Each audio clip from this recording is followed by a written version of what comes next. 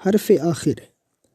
یہ 10 چیزیں میں نے آپ کے سامنے الگ الگ بیان کی ہیں، لیکن آپ غور کریں تو یہ سب ایک ہی مقصد کے رشتے سے بندھی ہوئی ہیں اور باہم ایک دوسرے کے ساتھ مربوط ہیں۔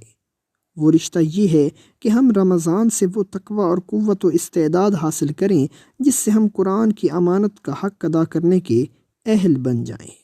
یہ مقصد اس لیے سب سے اہم مقصد ہے کہ ہماری انفرادی اور اجتماعی زندگی کی فلاح صرف قرآن سے وابستہ ہے، اور دنیا میں ہمیں عزت اور سربلندی بھی صرف قرآن کے ذریعے ہی نصیب ہو سکتی ہے۔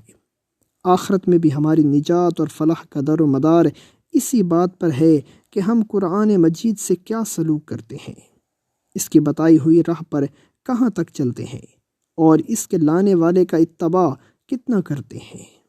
رمضان المبارک ہر سال آتا ہے، ایک کے بعد دوسرا رمضان آتا ہے اور صدیوں سے آ رہا ہے۔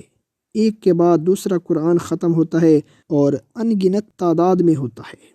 ہر رمضان میں تلاوت قرآن ہوتی ہے، روزے رکھے جاتے ہیں، نمازیں پڑھی جاتی ہیں، ذکر اور دعا میں راتیں بسر ہوتی ہیں، لیکن ہم وہیں کے وہیں رہتے ہیں جہاں رمضان شروع ہونے سے پہلے ہوتے تھے۔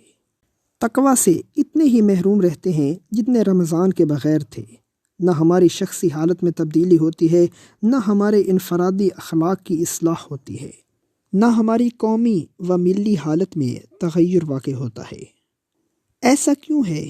اول تو اس لیے کہ شعوری اہتمام اور کوشش کے بغیر ہم رمضان سے وہ خیر کثیر حاصل نہیں کر سکتے جس کے خزانے لٹاتے ہوئے وہ ہر سال ہمارے اوپر سایہ فگن ہوتا ہے۔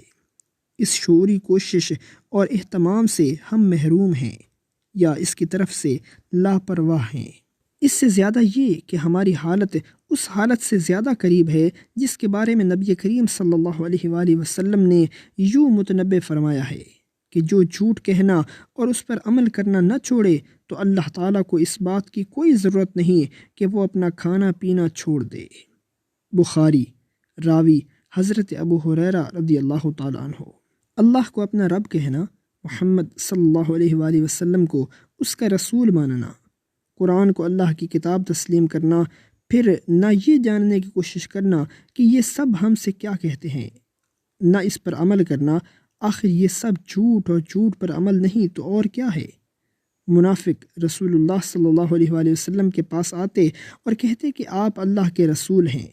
اللہ تعالیٰ نے فرمایا کہ یہ بات تو سچی کرتے ہیں لیکن ہیں جھوٹے۔ گویا زبان سے سچی بات کہنے کے باوجود انسان جھوٹا ہو سکتا ہے اگر وہ اس سچی بات کے تقاضے نہ مانے اور ان کے مطابق عمل نہ کرے۔ دوسرے یہ کہ ہماری عبادات کا، ہماری نمازوں کا، ہمارے روزوں کا، ہمارے اعمال کا اور ہماری سرگرمیوں کا رشتہ اس مقصد سے کٹ چکا ہے جو قرآن لے کر آیا تھا اور جس کے لیے رمضان کے روزے فرض کیے گئے تھے۔ سب کچھ اسی لیے تھا کہ ہم قرآن کو خدا کے بندوں تک پہنچائیں، اس کے سانچے میں اپنے آپ کو ڈالیں اور اپنے معاشرے کو بھی ڈالیں، قرآن کو قائم کریں اور اس راہ میں صبر و استقامت سے جد و جہد کریں اور قربانیاں دیں۔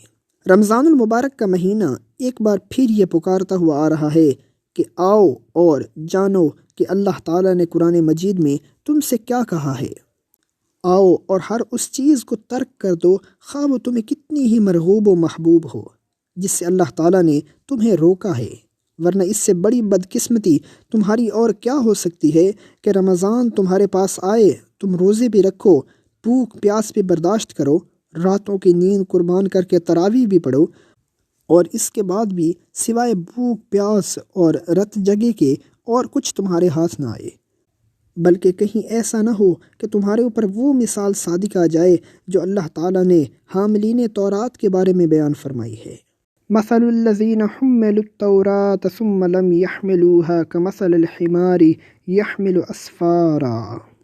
سورہ الجمعہ آیت نمبر 5۔ ترجمہ: جن لوگوں پر تورات کی امانت کا بار رکھا گیا پھر انہوں نے اس امانت کو نبھانے کا حق نہ ادا کیا، ان کی مثال ان گدھوں کی طرح ہے جو اپنی پیٹھ پر کتابوں کا بوجھ اٹھائے پھرتے ہوں۔ یا کہیں اللہ کے رسول صلی اللہ علیہ وآلہ وسلم رمضان اور قرآن کے حوالے سے اللہ تعالیٰ کی عدالت میں ہمارے خلاف دعویٰ لے کر کھڑے ہو جائیں۔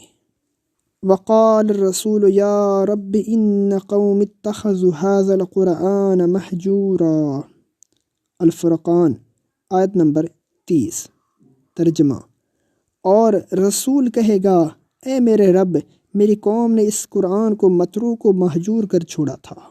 آخر میں میری دعا ہے کہ اللہ تعالی ہم سب کو رمضان المبارک میں وہ تقوی حاصل کرنے کی توفیق عطا فرمائے جس سے ہم قرآن مجید کی ہدایت کے مستحق ہوں۔